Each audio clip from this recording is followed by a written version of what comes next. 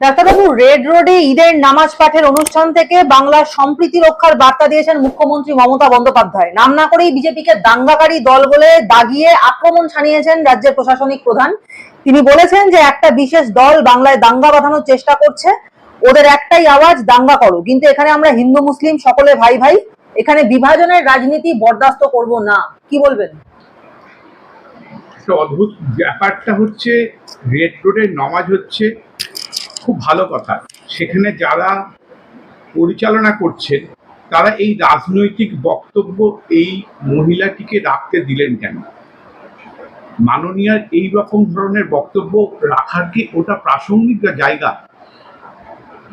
একদম খুব ভালো করে দেখুন দাঙ্গা কারা করছে। আমরা রোজ যেগুলো খবর পাচ্ছি, পরপর পরপর মানে মারামারি করা হচ্ছে এবং পরিচয় জানতে পারা হচ্ছে যে মোথাবাড়িতে দেখলাম আপনি হিন্দু, জেনে তারপরে তাকে মারা হচ্ছে। এইগুলো কারা করছে? মূর্তি ভাঙছে, পুলিশ বলছে আগে তোমরা মূর্তিগুলোকে সরিয়ে নাও। এটা কিসের ধরনের? এটা তো পরিচালনা করা হচ্ছে, ওপর থেকেই তো এই জিনিসগুলো আসছে। দেখুন, হিন্দুদের ওপর বহুদিন ধরে এই অত্যাচার চলছে, শুধু তো এখন থেকে নয়, বহুদিন ধরে। এর একটা শেষ হওয়া দরকার।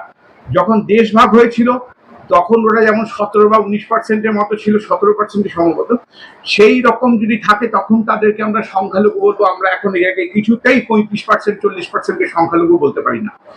উনি ভোট বাক্সের রাজনীতি করছেন এবং ওইখানে যে মঞ্চটাকে জেঠে নিয়েছেন, মানে রেড রোডের নামাজে, এটা ওনার পক্ষেও অপমানজনক, কোন সংবিধানের শপথ নেওয়া লোকের পক্ষে যেমন অপমানজনক, সেরকম যারা অ্যালাউ করেছে এটা করতে তাদের পক্ষেও অপমানজনক।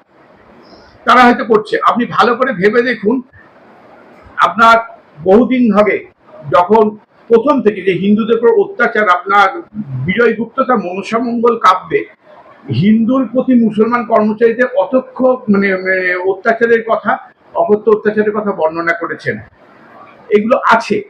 তারপরে আপনার যেমন দেখুন, সেটাতেই উনি লিখেছিলেন, যাহার মাথায় দেখে তুলসীর পাত, হাতে গলে বান্ধি নেয় কাজীর সাক্ষাৎ, বৃক্ষতলে থুইয়া মারে বজ্রকৃল, পাহাড়ের প্রমাণ যেন ঝরে পড়ে শিল। আরো লিখেছেন, ব্রাহ্মণ পাইলে লাগে পরম কৌতুক, কারো পৈতা ছিঁড়ে ফেলে থুতু দেয় মুখে।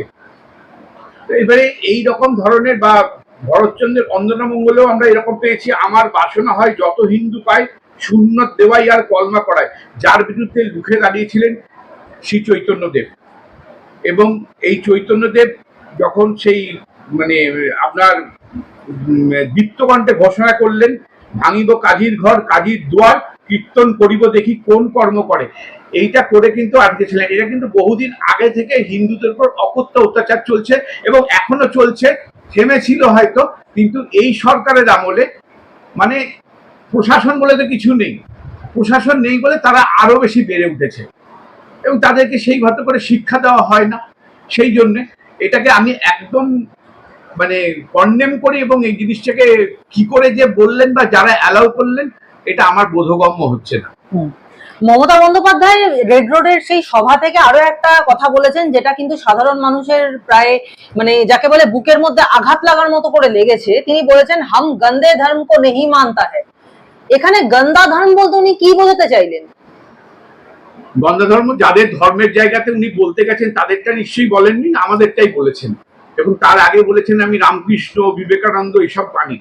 উনি এই কথাটা সবসময় বলেন। আমি সমস্ত মানুষকে একটা জিনিস জানাতে চাই, এটা কিন্তু আমাদের শেষ লড়াই, এরপরে কিন্তু আর পারবেন না, একে সরাতেই হবে।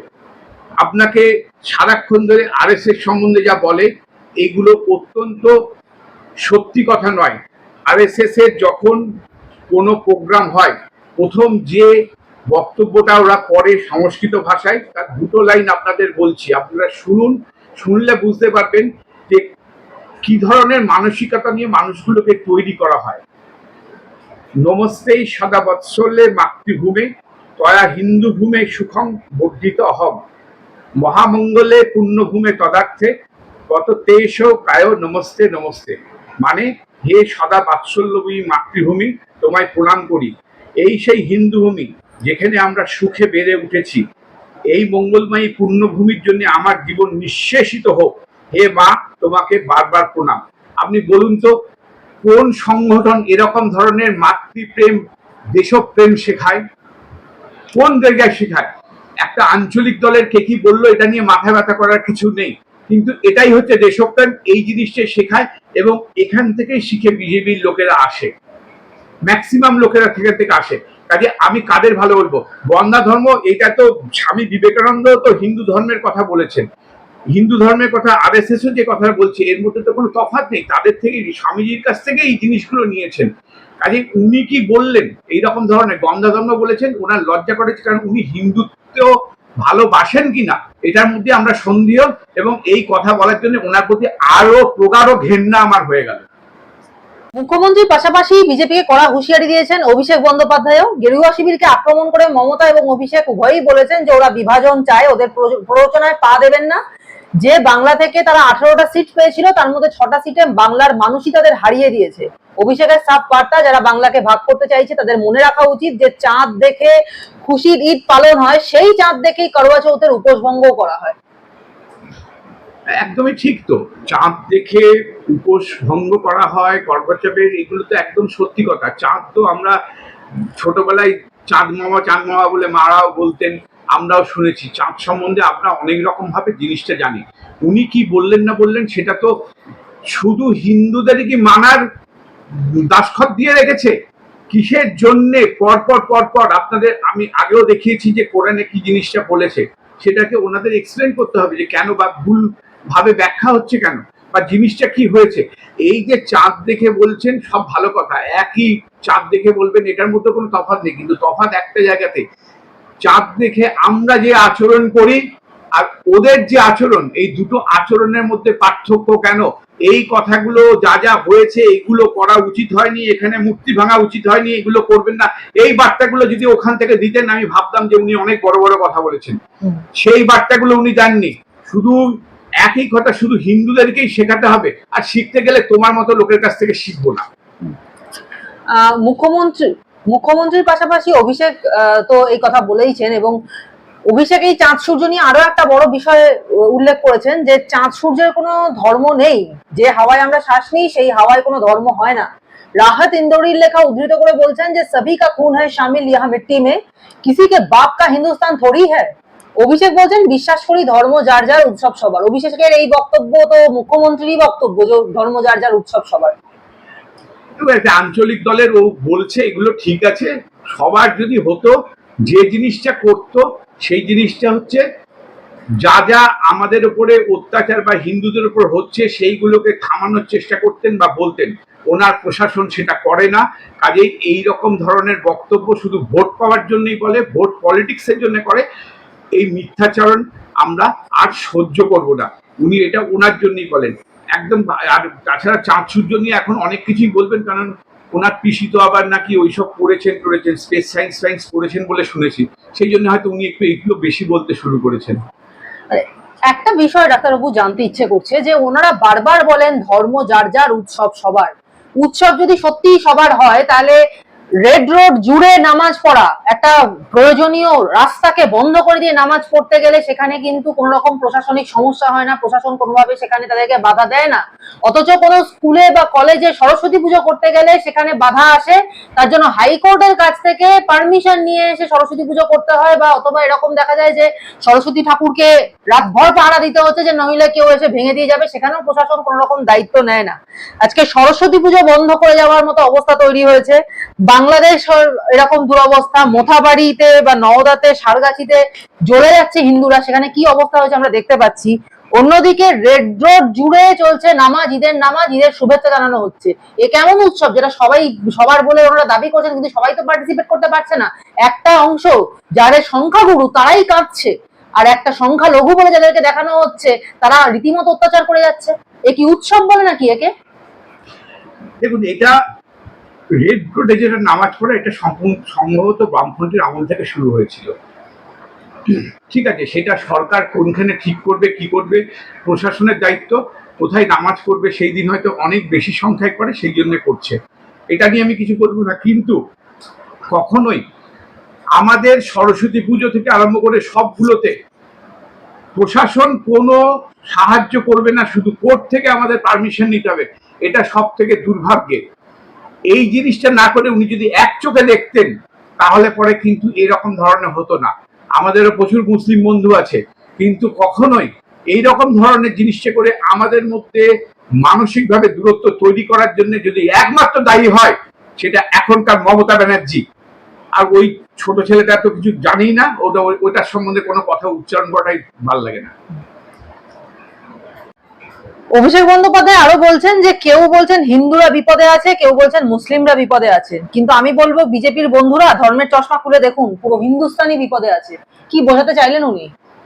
না, হিন্দুস্তান বোঝেন না, একটা মানে যার নামেতে এত টাকার কোটি কোটি টাকার কলঙ্ক লেগে আছে তিনি কি বললেন, আর উনি কি চশমা খুলে দেখুন বলছেন? আমরা আমাদের যথেষ্ট ভালোভাবে দেখছি। আরে বাবা, আমি প্রথম ভোটটা আপনাদেরই দিয়েছিলাম, আর জীবনেও দেব না, এইটুকু মাথায় রাখবেন। কারণ আপনারা যেরকম ভাবে সরকার চালাচ্ছেন, যেভাবে হিন্দু এবং মুসলিমের মধ্যে ভাগ করছেন, আপনাদের জন্যই এই ধরনের জিনিস কথা বলতে বাধ্য হচ্ছি। আমরা একটা নোংরা রাজনীতি করছেন, এবং চশমা খুলে দেখার কিছু নেই। গোটা হিন্দুস্তান বিপদে নেই, আমরা ভালো করেই দেখছি হিন্দুস্তান কিভাবে তত্তর করে উঠছে। কয়েকটা জায়গায় আপনাদের মতো লোক যেখানে আছে সেখানেই আমরা বিপদে আছি। সব থেকে বেশি বিপদে আছে বাঙালি হিন্দু। মায়ের কোনো সম্মান নেই। আপনাদের সন্দেশখালীতে যেভাবে ধর্ষিতা হয়েছে মারা, তাদের নিয়ে কিচ্ছু করেননি আপনারা।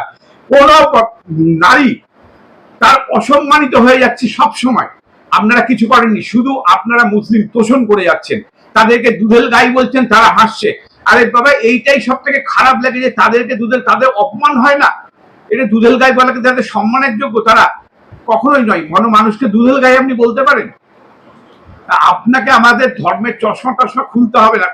ধর্মের জিনিসটাকে তৈরি করে দিয়েছেন আপনারাই, খারাপ করছেন আমরাই। বাংলাকে খারাপ করেছেন আপনারাই, এবং ভালো করে দেখলে পরে আপনারা যাবেন, গেলে পরে তখন দেখা যাবে আপনারা কি কি ক্ষতি করে গেছেন। এইটা রিপেয়ার করতে কত সময় লাগবে, এটাই আমি ভাবতে আমার কিরকম খারাপ লাগছে। অক্সফোর্ডের যে আমরা মুখ্যমন্ত্রীকে কিছুদিন আগেই দেখেছিলাম যে তিনি বিদেশে গিয়েছিলেন, লন্ডনে গিয়েছিলেন, এবং লন্ডনে গিয়ে তিনি কি কি কাণ্ড করেছেন, কিভাবে কি করেছেন, হাইড পার্কে উল্টো দিকে হেঁটেছেন সেও আমরা দেখেছি। এবং কেলগ কলেজে যখন তিনি ভাষণ দিচ্ছিলেন সেটার ভিডিও আমাদের কাছে ভাইরাল হয়েছিল, সোশ্যাল মিডিয়ায় ভাইরাল হয়েছিল, এবং সেখানে আমরা দেখতে পেয়েছি যে কিভাবে প্রশ্নের পর প্রশ্নের মুখে মুখ্যমন্ত্রীকে পড়তে হয়েছে। সেখানে যেমন এই প্রশ্নও উঠেছে যে অভয়ার রক্ত আপনার হাতে আপনি মেখে রয়েছেন, আবার এই প্রশ্নও উঠেছে যে হিন্দুদের সম্বন্ধে কিছু বলুন। তো সেখানে দাঁড়িয়ে অক্সফোর্ডের কেলগ কলেজে তিনি যেন তেন প্রকারানো বিষয়টা সামাল দিয়ে কোনো ক্রমে এসেছেন, কিন্তু এখানে ঈদের মঞ্চ থেকে তিনি কিন্তু অক্সফোর্ডের কেলগ কলেজের ঘটনা টেনে এনেছেন, এবং তিনি বলছেন ওরা জানতে চেয়েছিল যে আমি হিন্দু কিনা। আমি পরিষ্কার বলছি, আমি শুধু হিন্দু না, মুসলিম, শিখ, খ্রিস্টান সব ধর্মের। এটাই বাংলার পরম্পরা, বাংলা মানেই সম্প্রীতি। কি বলবেন? হ্যাঁ, আমি ওনার ওখানে ভাষণ কিছুটা শুনেছি, দেখেছি। এখন যে কোনো জায়গায় কেউ বিড়াল বাইরে এসে নিজের জায়গায় এসে সিংহ হয়ে যায় বা বাঘ হয়ে যায়, এরকম ধরনের ব্যাপারটা। উনি যা যা বলেছেন, যে লোকগুলো ওখানেতে বলেছেন তারা একদম সত্যি কথা বলেছেন। তারা কলকাতার মানুষ, তারা সাধারণ মানুষ হিসেবে গেছিলেন, কোনো রাজনীতি। যদিও এসে ভাই নাকি দেখেছেন বলে এরা বললো, কারণ এটা অদ্ভুত টাইপের। যে লোকগুলো বলেছে তারা কেউ নিজেরা এসে ভাই বলে কখনোই সাফাই দেয়নি, এরা বলেছে। সেটা বামদের রাজনীতির আঙিনা। উনি যেটা বলেছেন আমি হিন্দু মুসলিম, একদম আপনি কি আমার ধর্ম আমার জানার দরকার নেই, এখানে বলার কিছু দরকার নেই। আপনি প্রশ্নগুলোর উত্তর সঠিকভাবে দিতে পারেননি, কারণ সে প্রশ্নগুলোর উত্তর আপনার কাছে ছিল না। অভয়ার মৃত্যুর জন্য যতগুলো আপনি রাত্রেবেলা 2:30 পর্যন্ত কথা বলে গেছেন, তার সঙ্গে সামলেছেন জিনিসটা কি করে খুনিদের বাঁচানো চাই, লোকেদের মনে এই সন্দেহটাই হবে। আপনি যদি ওপেন করতেন যে একদম, তাহলে পরে আজকে অভয়ার মৃত্যুর সঠিক বিচারটা হতো। সেটা আপনি হতে দেননি, কারণ আপনার প্রশাসন তাদের সব লোপাট করে দিয়েছে। এটা অত্যন্ত খারাপ। কাজে এই কথা আপনাকে শুনতেই হবে। আপনি এই মঞ্চ থেকে, আপনি বিজেপি নয়, আপনি রাম বামের কথা বলেছেন এই আপনার ঈদের নামাজের এখান থেকে। আপনি কি করে রাম বামের কথা বলেন? আপনি যদি বলতেন বিজেপি আর রাম, এই বিজেপি আর বাম, আমি মেনে নিতাম। রামের কথাটা আপনি সংবিধান থেকে আপনার কি বলে সংবিধানকে দেখে শপথ নিয়েছেন আপনি। আপনি সংবিধানের মধ্যে রামের কথা আছে, তার ছবি পর্যন্ত আছে। সেই সংবিধান দেখে যে নিয়েছেন তাকে আপনি ওখানে রামের সঙ্গে বামকে কেন মেলাচ্ছেন? অন্য সাধারণ লোক কি বললো সেটা জানা যায়। কাজেই বলার আগে একটু শিক্ষা নিয়ে যাবেন যে কি বলতে হয় না না বলতে হয়। আপনাকে আমি সংবিধানের পাতা খুলে দেখিয়ে দিতে পারি, ওখানে রামের ছবি দেওয়া আছে, রামের কথাও বলা আছে। কাজেই সেখানেতে আপনি এবার থেকে দয়া করে যখন কিছু বলতে যাবেন, রামের নামে ওই সব জায়গা থেকে কোথাও জায়গায় বলবেন না। রাম আমাদের কাছে অনেক বুকের মধ্যে আছে, কাজে আপনি তার অসম্মান করতে পারেন না, কারণ আপনি ওনাকে অসম্মান করছেন, প্রত্যেকটা হিন্দুকে অসম্মান করেছেন। আপনি হিন্দু হিন্দু নামটাই আছে, আপনি আসলে হিন্দু নন, এটা আমরা সবাই জানি।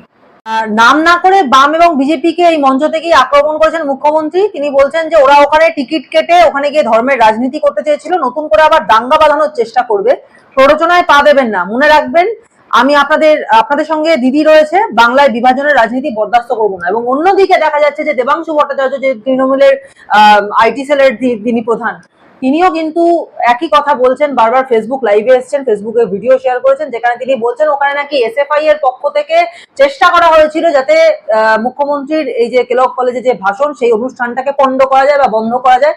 সেটা সম্ভব হয়নি বলে নাকি সেখানকার লোকজন, সেখানকার এসএফআই এর লোকজন সেখানে গেছেন, গিয়ে এই জাতীয় মানে কথাবার্তা তুলেছেন এবং মুখ্যমন্ত্রীকে অসম্মান করেছেন, এই ধরনের দোষারোপ করেছেন। কি বলবেন এই বিষয়টা নিয়ে? এটা সম্পূর্ণ রকম ভাবে সিপিএম এর সঙ্গে তৃণমূলের সেটিং, ওদের ভেসে থাকার জন্য বলছে। ওখানে আমি যে ভদ্রলোক ডাক্তারবাবু যিনি বলছিলেন, এনার কথা আমি শুনেছি, আমাদের বন্ধু বান্ধব সার্কেলে ওনাকে চেনেন, রজত শুভ্র ব্যানার্জি যিনি ছিলেন, এবং আরো একজনকে আমি চিনি, তাকে দেখেছি। এরা কেউ এসএফআই নয়, ওরা নিজেরাও কেউ বলেনি তারা এসএফআই। এসএফআই হিসেবে আসছে কি করে? এইটা শুধু সিপিএম এর ভোট বাড়ানোর জন্য। এবং দেখবেন শিলিগুড়িতে একখানা বই হয়েছিল, সেখানে জল কামান টামান করেছে। আসলে সিপিএম কে তোলার চেষ্টা, যাতে ওরা কিছুটা ভোট পেয়ে যাতে ওরা বেঁচে যায়। এটা মানুষ প্রভাবিত হবে না ওই দেবাংশু লোকেদের কথাই, কিন্তু এটা হচ্ছে সিপিএম এর সঙ্গে সম্পূর্ণ রকম ভাবে সেটিং। এই সেটিংটা আমরা সবাই বুঝে গেছি, সাধারণ মানুষও বুঝে গেছে। কাজে এই তত্ত্ব এখানে আর খাটবে না। সিপিএম এর ভোট ওই জিরো থাকবে, ওরা একটাও আসনই পাবে না। ওদের একটা ভোট কোনো হিন্দুরা দেওয়া উচিত নয়। এবং উনি যে দেবাংশু বাবু যে বলেছেন যে ওই যারা আইটি সেলে থাকেন বা এইসবগুলো করেন, স্বাভাবিকভাবে তারাও একটা মানুষ, তারাও বুঝছে আমি কতদিন ধরে আমার দেশের, সমাজের, আমার ধর্মের মানুষের ক্ষতি করে যাব। তাদের মধ্যে যারা হিন্দু আছে তারাও বুঝতে পারছে, হয়তো কথা বা টাকা পয়সার জন্য তাদের সঙ্গে যেতে হচ্ছে। ভোটের সময় তারাও তো মানুষ, তারাও উল্টে যাবে। ওই দেবাংশু মতো দু একটা চটি চাটা মানে যদি ভালো করে চাঁটে, ওই লোকগুলোই থাকবে। কিন্তু মুখ্যমন্ত্রী তো লালের সঙ্গে গেরুয়াকে মিলিয়ে দিচ্ছেন। তিনি বলছেন যারা উল্টো পাল্টা বলছে বলতে দিন, কিন্তু তাতে কান দেবেন না, এতে গুরুত্ব পেয়ে যাবে। লাল আর গেরুয়া এক হয়ে গিয়েছে, নিজেদের ইজ্জত রক্ষায় আমরা একাই 100। আপনাদের সবকা সাথ সবকা বিকাশের স্লোগান মিথ্যে, আমাকে যত পারেন গালাগালি দিন, আমার সঙ্গে আপনারা আছেন, আমি আর কিছু পরোয়া করি না। কোনো দাঙ্গা করতে দেবেন না, ওদের স্লোগান দাঙ্গা করা, আর আমাদের স্লোগান দাঙ্গা রোখা। ওদের ফাঁদে পা দেবেন না। যেখানে আমরা দেখতে পাচ্ছি যে একের পর এক জায়গা, সন্দেশখালী, হাঁসখালী, অথবা খুব মানে লেটেস্ট হচ্ছে মোথাবাড়ি, সেখানে দাঁড়িয়ে বেছে বেছে হিন্দুদেরকে টার্গেট করে তাদের দোকান ভাঙচুর করা হচ্ছে, তাদের সঙ্গে কি প্রচন্ড তাদের সঙ্গে দুর্ব্যবহার করছেন এবং মুসলিমরা। তারপরেও আমাদের মুখ্যমন্ত্রী দাঁড়িয়ে বলছেন আমাদের কাজ দাঙ্গা রোখা। উনি কোথায় বলতে গেছিলেন? যারা যে ভদ্রমহিলা বলেন যে দুধেল গায় মুসলিমদের, তো তারা মানে সেই ভদ্রমহিলা কতটা বড় নির্লজ্জ। একটা সত্যি কথা উনি বলেন না। ইস্ট জর্জিয়া থেকে আরম্ভ করে সবগুলোই ওনার মিথ্যাচারণ। কাজে উনি যদি বলেন গেরুয়া আর বাম একসঙ্গে হয়েছে, এটা সম্পূর্ণ মিথ্যে, এটা সবাই জানে। এবং কেন ওদেরকে প্রাসঙ্গিক করার চেষ্টা করছে সিপিএম এর, কারণ যদি কিছু ভোট কাটানো যায়, হিন্দুদের ভোট যদি কাটানো যায়, কারণ অনেক সিপিএম এর লোকও ছেলেগুলোর সঙ্গে আমরা কথা বলেছি, দেখেছি, এরা কিন্তু এখন বলেছে আগে আমাদের দেশ রক্ষা হবে, তারপরে। দুজন গুন্ডাও যখন থাকে তারাও কখনো কখনো দেশের কথাই কিন্তু ভাবে। কাজে এনার কথা বলে ওনার এই ভোট করার জন্য রাজনীতি, এটা মানুষ ধরে ফেলেছে। এই ধরে ফেলেছে। আর আমরা পরপর দেখছি মোথাবাড়ি কেন, সবগুলো থেকেই যতগুলো হচ্ছে সবগুলো মারামারি শুরু করছে মুসলিমরা। হয়তো তাদের ধর্মগুরুরা বোঝাতে পারছেন না। শুধু সারগাছিতে দেখলাম মানে মসজিদ থেকে ওরা একটুখানি থামানোর চেষ্টা করলো, বাকি কোনো জায়গাতেই কিন্তু সেটা করা হয়নি। কাজেই যারা করছে তাদের মঞ্চে গিয়ে আপনি বলছেন দাঙ্গা করতে দেবেন না, দাঙ্গায় ঢুকবেন, কি এক পক্ষ করে মার খাবে নাকি? এটা হয়? কাজেই যারা মার খাচ্ছে, আমি তো খাইনি, যারা খাচ্ছে তারাই বুঝে যাবে কি করে প্রতিহত করতে পারবে, এবং প্রতিহত করার জন্য আমরাও সঙ্গে আছি, আমরাও এইভাবেই বলে যাব। ডাক্তারবাবু, আমরা তো এতদিন ধরে শুনেছিলাম, মানে আমরা যারা ছোট থেকে পড়াশোনা করে বড় হয়েছি, যারা তারা ইতিহাস বইতে পড়েছি যে 200 বছরের ব্রিটিশ সাম্রাজ্য যেভাবে যখন চলেছে তখন ভারতীয়দের কতখানি মানে নির্যাতনের মধ্যে থাকতে হয়েছে, এবং সেই নির্যাতনের জন্য যাদের যাদের নাম ইতিহাসের পাতায় উঠে এসছে, মানে নির্যাতন পেয়েছেন, ভোগ করেছেন, কিন্তু তারপরেও তারা নিজেদের কাজে অবিচল থেকেছে। তাদের মধ্যে মাস্টারদা সূর্য সেন আছেন, বিনয় বাদল দীনেশ আছেন, আমাদের ক্ষুদিরাম আছেন, সুভাষচন্দ্র বসু আছেন, এরকম হাজার হাজার নাম রয়েছে। এবং এদের বাইরেও যারা অত্যন্ত উজ্জ্বল নাম, তাদের কথা তো আমরা ইতিহাসে পড়েছি, কিন্তু তাদের বাইরেও যাদের নাম নেই এমনও প্রচুর মানুষ ছিলেন যারা পেছনে থেকে, অন্ধকারে থেকে কিন্তু দেশের স্বাধীনতার জন্য লড়াই করেছেন, এবং ফাইনালি 200 বছর পরে আমরা দেশের স্বাধীনতা পেয়েছি। সেখানে দাঁড়িয়ে ইংরেজদের দেশে গিয়ে লন্ডনে দাঁড়িয়ে তিনি ইংরেজদের কাছে কৃতজ্ঞতা জ্ঞাপন করে আসলেন যে তাদের কাছে নাকি তিনি কৃতজ্ঞ। I love UK, I love London, এই ধরনের কথা বলছেন। এবং প্রশ্নটা আমাদের মনে এটাই উঠছে যে মুখ্যমন্ত্রী বলছেন, আমাদের রাজ্যের তিনি প্রশাসনিক প্রধান, আমাদের অভিভাবক হয়ে তিনি ইংল্যান্ডে গিয়ে বলছেন, এবং যে রাজ্য, যে বাংলা এক সময় ব্রিটিশদের বিরুদ্ধে প্রথম গর্জে উঠেছিল, ব্রিটিশদের বিরুদ্ধে সমস্ত লড়াইয়ের কেন্দ্রবিন্দু ছিল বাংলা, সেই বাংলার আজকে একজন মুখ্যমন্ত্রী তিনি গিয়ে বলছেন যে ইংরেজদের কাছে তিনি কৃতজ্ঞ। এটা তো মাথা হেট হয়ে যাচ্ছে আমাদের। মাথা হেট হচ্ছে বলেই কিন্তু ওখানেতে প্রতিবাদ হয়েছে। উনি যা বলেছেন, উনি তো একসময় বলেছিলেন ওনার বাবা স্বাধীনতা সংগ্রামী, মানে কিসের জন্য কৃতজ্ঞ তিনি? উনি বলেছিলেন, উনি ব্রিটিশদের ভালো ভালো বলেছিলেন যে হ্যাঁ ব্রিটিশরা খুব ভালো, ওনাদের London, I love UK, I love London, এগুলো বলেছেন, হ্যাঁ শুনেছি। এবং এই জিনিসটা যে বলেছেন তার কারণ হচ্ছে উনি স্বাধীনতা সংগ্রামের ইতিহাসটা তো পড়েনি, শুনেছি উনি ইসলামিক ইতিহাস নিয়ে পড়েছিলেন। তো এই আমাদের ব্রিটিশ ভারতের ইতিহাস উনি জানেন না। আর উনি কি জানেন না জানেন, আমি নিজেও সেটা সত্যি সত্যি আমরা নিজেরাই ঘেঁটে যাই। কোনো ভারতের লোক গিয়ে যদি এইরকম ধরনের কথা বলে সেটা অত্যন্ত খারাপ। ভারত সরকারের উচিত পরের বারে যাওয়ার আগে ওনাকে পারমিশন দেওয়া উচিত কিনা এটা ভাবা। না, এবং সবচেয়ে বড় কথা ডাক্তারবাবু, আরেকটা প্রশ্ন যেটা এখানে উঠে আসে, যে সেখানে যখন তারাই বলছেন যে ভারত আগামী দিনে তৃতীয় বৃহত্তম অর্থনীতির দিকে এগোচ্ছে, সেখানে দাঁড়িয়ে তিনি বিষয়টাকে অপোজ করছেন। না না, সেটাই তো আপনি দেখুন, দু তিনটে জিনিস আমি বলি। এক নম্বর হচ্ছে, একটা সেই মানে হাসির চুটকিতে দেখেছিলাম একটা জিনিস খুব সুন্দর শুনেছিলাম, যে উনি গিয়ে কিন্তু একদমই শুধু লন্ডনে এটা করেছেন বললে হবে না। ইংরেজরা আমাদের এখানে শাসন করেছিলেন, সেটা অপশাসনই বলবো, তার শ্রদ্ধাও কিন্তু উনি নিয়ে এসছেন, কারণ ওনার এই ইংরেজির গোষ্ঠী ষষ্ঠী পুজো করে দিয়েছে। এটা হচ্ছে সত্যি কথা। ওই ইংরেজি ওরা শোনেনি, ওরাও হয়তো 5 দিন ধরে একটু ভাববে যে কি বললো না বললো, বুঝতে সময় লাগবে। বা যে প্রশ্নকর্তা যে কথাটা বলেছেন যে তৃতীয় বৃহত্তম হতে যাবে, উনি বুঝেছেন না না বুঝে বলেছেন আমি জানি না, কিন্তু বোঝাটা ওনার পক্ষে, উনি একটা তো লোক নিয়ে যেতে পারতেন না। মানে আপনি বলতে চাইছেন যে উনি যে বলতে চাইছেন যে ভারত তৃতীয় বৃহত্তম অর্থনীতির দিকে এগোচ্ছে, সেই কথার অর্থটাই তিনি বুঝতে পারেন ইংরেজি ভাষায়? আমি বলতে পারবো না, কারণ ইংরেজি গোষ্ঠী ষষ্ঠী পুজো হয়ে গেছে। ইংরেজরাও এটা কিন্তু মানে খুব এটা নিয়ে বুঝবে যে বাবা শাসন করে এসে অন্ততপক্ষে এই পুরুষ করে আর কিছু শেখাতে পারলাম না।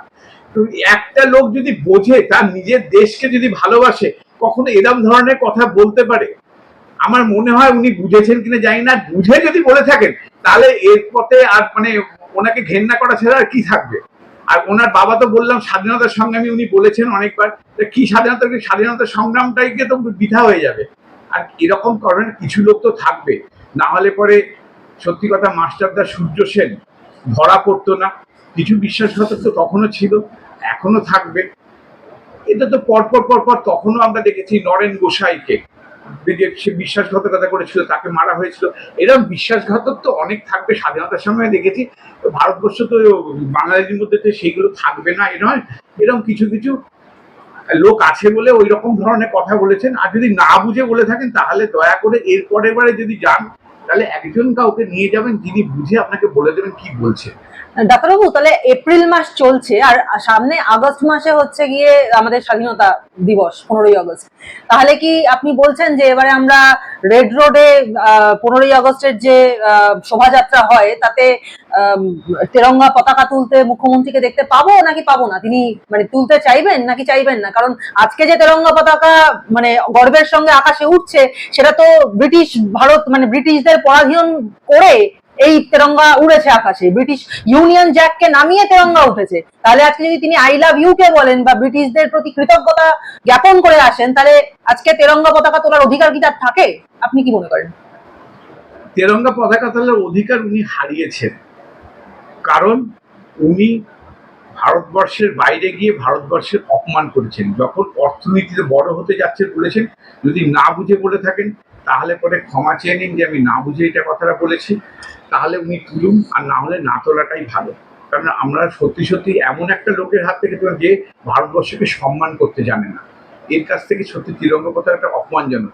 কিন্তু কি করব, এমনই একটা জিনিস রাষ্ট্র এমনভাবে তৈরি করা হয়েছে, আমি জানি না, এটা খুব অদ্ভুত টাইপের, যেখানে তিরঙ্গা পতাকা উনি তুলতেই পারেন, এটা মানে স্বাভাবিকভাবে। তবে উনি আবার একটা জিনিস জেনে রাখবেন যে পশ্চিমবঙ্গের জন্য আলাদা একটা গান, আলাদা একটা পতাকাও বোধহয় বানাবার জন্য চেষ্টা করেছেন কিনা আমি জানি না। এবারে রেড রোডে 15 তারিখ পর্যন্ত দেরি আছে, এর মধ্যে আবার হয়তো বলবে যে না আমরা একটা পশ্চিমবঙ্গের জন্য আলাদা গান যেমন বানিয়েছেন সেরকম ভাবে আর রবীন্দ্রসঙ্গীতটাকে বিকৃত করে ঠিক সেরকম ভাবে আর একটা নতুন পতাকা তুলবো, সেটাকেই হয়তো ভারতের পতাকার উপরে তুলে দেবেন, জানি না, বলতে পারবো না। ওনার মতিগতি বোঝা আমাদের খুব দায়। ওএমআর শিটে ব্ল্যাক ম্যাজিক, যোগ্যরা হয়ে যাচ্ছেন অযোগ্য। এবার মাদ্রাসায় দুর্নীতির খোঁজ এবং অভিযোগ উঠছে মাদ্রাসা নিয়োগে যোগ্য প্রার্থীদের নম্বর কমিয়ে অযোগ্যদের ঠাঁই দিচ্ছেন একাংশের শিক্ষকরা। ইতিমধ্যে কলকাতা হাইকোর্টে এই প্রসঙ্গে একটি রিপোর্ট পেশ করেছে সেন্ট্রাল ফরেন্সিক সায়েন্স ল্যাবরেটরি বা সিএফএসএল। কি বলবেন? এত দেখুন, প্রত্যেকটা সত্যি মাথার মধ্যে আর থাকেই না যে একটা সেক্টর নেই যেখানে দুর্নীতি নেই, এবং দুর্নীতি আছে একটাই কারণে, কারণ একদম টপ মোস্ট পর্যন্ত দুর্নীতিগ্রস্ত এবং তিনি টাকা খান। এটা একদম খোলা সেন বলেই দিয়েছে 75-25-এর ভাগ। স্বাভাবিকভাবে দেখবেন যে এখানেও আছে দুর্নীতি, কিন্তু এতগুলো মামলা শেষ হচ্ছে না কেন? আমার এটা খুব বড় প্রশ্ন। এটাও আমাকে ভাবায় যে শুধু মামলার পর মামলাই হচ্ছে, কিন্তু শেষ হচ্ছে না কেন?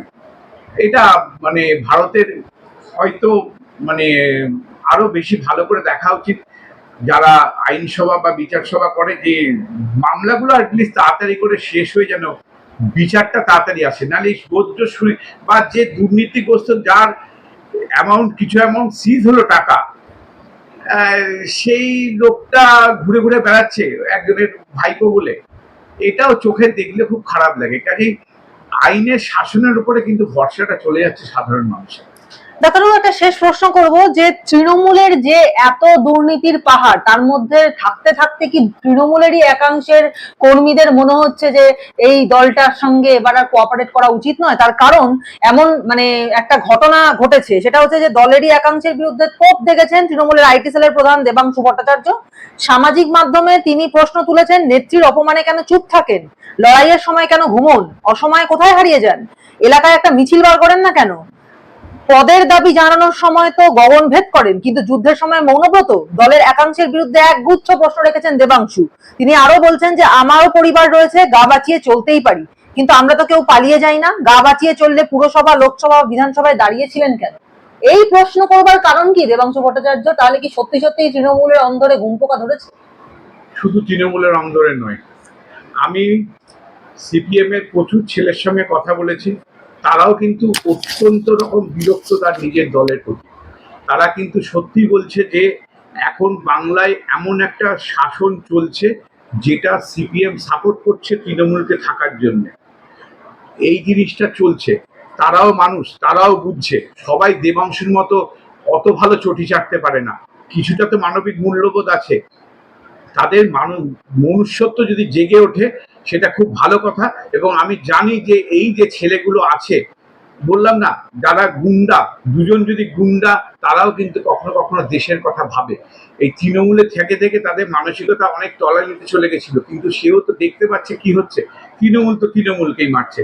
যে আপনার জয়নগরে যে মেয়েটি মারা গেছিল, তার মোস্তফা মামা, সে তো তৃণমূলের ওখানে সদস্য ছিল, আমি তো গেছিলাম জয়নগরে।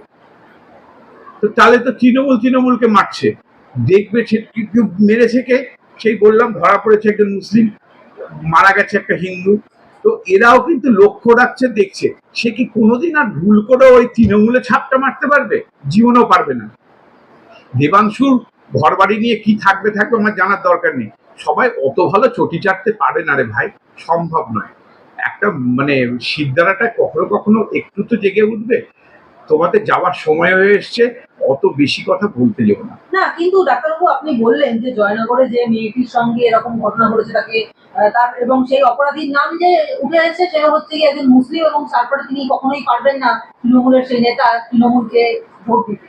কিন্তু এর একটা প্রকৃষ্ট উদাহরণ তো আমরা চোখের সামনেই দেখতে পাচ্ছি, কুণাল ঘোষকে তো তৃণমূলের পক্ষ থেকে তিনি তো বলেছিলেন যে গাড়ির যে দরজা পিটিয়ে তিনি বলেছিলেন যে আমার সামনাসামনি বসানো হোক মুখ্যমন্ত্রীকে, দুধ কা দুধ পানি কা পানি হয়ে যাবে। কিন্তু সেইখানে দাঁড়িয়ে সেই কুণাল ঘোষই তো আজকে উল্টো ছুড়ে দাঁড়িয়েছেন, আজকে তিনি তৃণমূলের মুখপাত্র হিসেবে কাজ করছেন। একই ঘটনা যদি তার সঙ্গে ঘটার পরে তাকে জেলের ঘানি টানানোর পরে তিনি যদি তৃণমূলের হয়ে কথা বলতে পারেন, তাহলে অন্যরা কেন পারবেন? কুণালবাবু চুপ করে থাকলে ভালো করতেন। তবে কুণালবাবু যেটা করছেন সেটা লোকেদের মানসিকভাবে বেচারি সমস্ত বুকে বিষগুলোকে নিচ্ছে, ওর ফেসবুকেতে সারাক্ষণ লোকে গালাগাল দেয়, কিন্তু নিয়ে কিন্তু আমাদেরই উপকার করছে, মানুষের চেতনা বাড়াচ্ছে। ও নিজেও জানে যেগুলো বলছে সেটা ভুল, ও শুধু বেঁচে থাকছে যে আবার যাতে তাতে ঢুকতে না হয়, এইটার জন্যে আমার নিজের মনে হয়। কাজে ওনার শুধু ফেসবুক গুলো দেখবেন কত লোক গালাগাল দেয়, এক লোক অত বিষ হজম করতে পারে? কিন্তু করছে যাতে তাকে আবার না জেলে ঢোকায়, এটা 1 নম্বর। আর 2 নম্বর হচ্ছে উনি নিজেও জানেন যে ভাই এই দলটা গেলে অনেক বেশি ভালো হয়, এই জন্যই করছে। কুণালের বাবুর কিন্তু আমি অতটা দোষ দেখি না, কারণ উনি যেভাবে কথাগুলো বলেন উনি জানেন এটা ভুল বলছেন, আরো গালাগাল খাবেন, কিন্তু খেতে চাইছেন। কিন্তু ওটাতে আপে কিভাবে গেলে, আমি অনেক লোকের সঙ্গে কথা বলেছি, ওরা খুব হাসাহাসি করে এবং আসল চেতনাটা তুলে দেয়, যে বুঝতে পারে, যে মানুষ বুঝতে পারছে আমরা ভুল পথে যাচ্ছিলাম।